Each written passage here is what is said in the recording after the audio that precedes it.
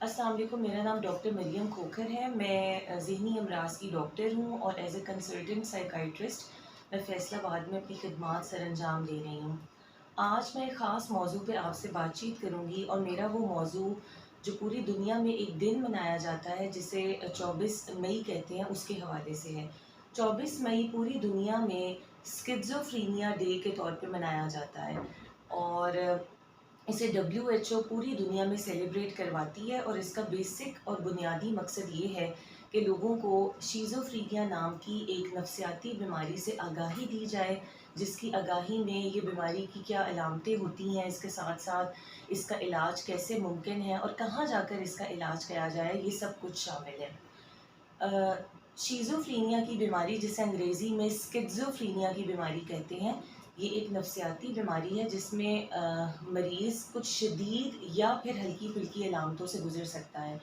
इन अलामतों में से चंद अलामतें ये हैं कि मरीज़ को कुछ ऐसी सोचें आती हैं जिनका हकीकत से कोई ताल्लुक़ नहीं होता, और अगर उन्हें किसी भी तौर आम बुनियाद पे, मज़हबी या साइंसी बुनियाद पे उन सोचों को उनकी तशवीश की जाए तो वो नाकाबिले यकीन होती है। यानी मरीज़ कुछ लोगों पे शक करना शुरू कर देता है कि वो उसके ख़िलाफ़ हैं, उसको नुकसान पहुंचाने की कोशिश कर रहे हैं। एक शख्स ताकत के हिसाब से बहुत बड़े बड़े दावे करने लग जाता है और इस तरह की और भी बहुत सी सोचें। इसके अलावा मरीज़ को अपने इर्द गिर्द माहौल में कुछ ऐसी चीज़ें नज़र आना या सुनाई देना शुरू करती हैं जिनका किसी भी तौर जिनकी मौजूदगी एक सवालिया निशान होता है। यानी मरीज़ अकेला बैठे उन आवाज़ों को सुनता भी रहता है और उन आवाज़ों का जवाब भी देने लगता है। इसके अलावा मरीज़ के रवैये के अंदर बिगाड़ पैदा होता है। यानी कई मरीज़ अपनी सफाई का ख्याल रखना छोड़ देते हैं, सब लोगों से अपने आप को अलग थलग कर लेते हैं। वो खुद ही बैठे अकेले हंसने लगते हैं, खुद ही अकेले बैठे रोने लगते हैं। ये सारी जो सूरत हाल है, ये जो स्किज़ोफ्रेनिया की बीमारी है, इससे पूरी दुनिया में कोई तकरीबन 21 मिलियन के लगभग लोग हैं जो इस बीमारी में मुब्तला हैं। इसके साथ साथ ये भी देखा गया है कि हर 100 में से एक बंदा हर मुल्क की आवाम में से इस बीमारी में मुब्तला होता है। इस बीमारी में मुब्तला होने की एक अहम वजह जो अब तक दरियाफ़्त की गई है वो ये कि दिमाग के अंदर एक ख़ास केमिकल होता है जिस केमिकल को डोपामीन कहते हैं, उसकी मिक़दार के बढ़ जाने से ऐसा होता है।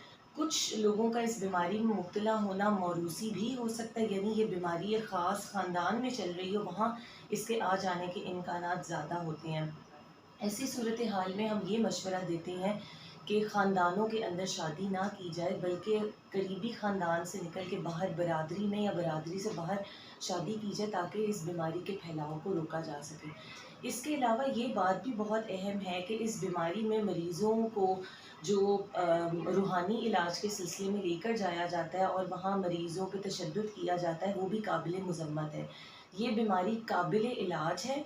आम आवाम इनके बारे में बहुत गलत तासुब रखती है। वो या तो ये समझती हैं कि ये कोई साए की वजह से या जिन भूतों के सिलसिलों की वजह से है, या वो ये समझती हैं कि शायद एक शख्स ये जानबूझ के कर रहा है और वो इन सिलसिलों को खुद काबू और कंट्रोल कर सकता है। चीज़ें बिल्कुल ही इसके बरक्स होती हैं। मरीज़ इस हालत में अपने आप को खुद बिल्कुल भी काबू और कंट्रोल नहीं कर सकता। अगर मरीज़ का बर वक्त इलाज कराया जाए तो मरीज़ इन सूरत हाल से बाहर निकल सकता है। इस बीमारी का प्योरली इलाज एक नफ्सियात का डॉक्टर, जिसे साइकाइट्रिस्ट कहते हैं, वही कर सकता है।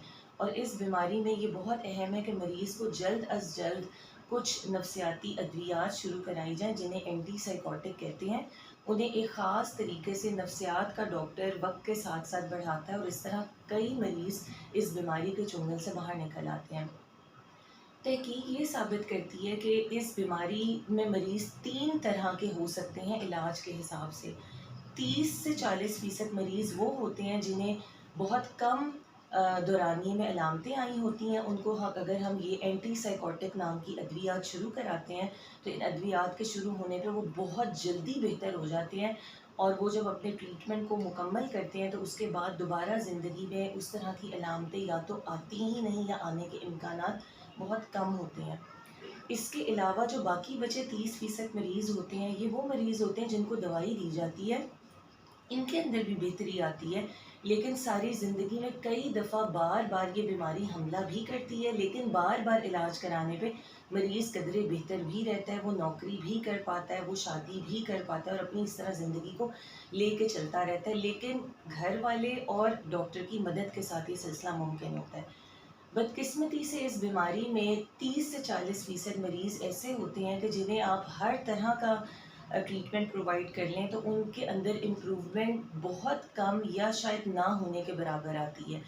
یہ بھی ایسے مریض ہیں کہ جن کو دوائی کے ساتھ ساتھ اگر گھر والوں کو علاج کے اندر اچھے طریقے سے شامل کیا جائے تو ان کی بھی زندگی کو قدرے بہتر بنایا جا سکتا ہے۔